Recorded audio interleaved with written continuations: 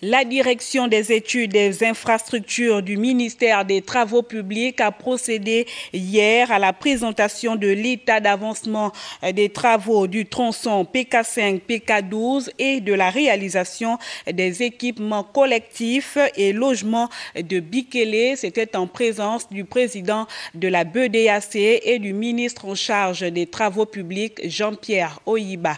Comfort Olga Okenkali.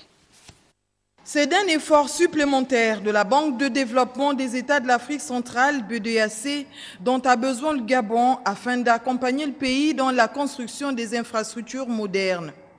Près de 5 milliards de nos francs de reliquats, c'est l'avenant qui vient ainsi modifier le contrat initial à propos du tronçon PK5, PK12 et le plan complet de réalisation des équipements collectifs et logements de Bikélé.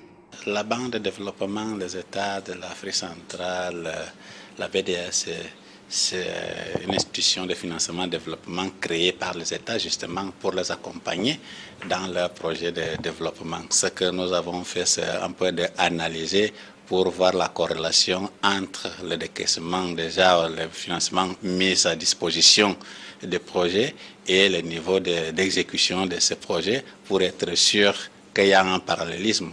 Donc, plus que difficulté de financement, c'est plutôt mieux voir clair pour avancer en sécurité. La présentation, l'état des travaux ou même les aléas et propositions par la direction des études des infrastructures a servi de point d'avancement des dits travaux pour se rendre compte de bien de difficultés qui ne permettront pas d'honorer la date de livraison de départ.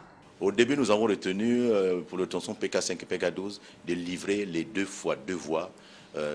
30 décembre en grave bitume. Ça veut dire qu'on pouvait les 2 voies pour être circulaires au 30 décembre. Mais compte tenu des difficultés administratives que rencontre la BEDAC, Colas connaît un léger retard qui risque de nous amener au mois de février pour la livraison de cette première phase. Mais nous veillons à ce qu'on tienne les délais. Ce tronçon doit être livré selon le cahier des charges, selon le calendrier qui a été arrêté, en béton bitumineux avec une signalisation et les passerelles promises et tous les ronds-points et tous les plateaux traversants pour le mois d'avril 2018. Rappelons que les ouvrages de Bikélé abriteront les futurs déguerpis des bassins versants de Guégué, Loé, Terre Nouvelle et Iaï, si toutefois toutes les conditions sont réunies pour que les habitants s'en accommodent.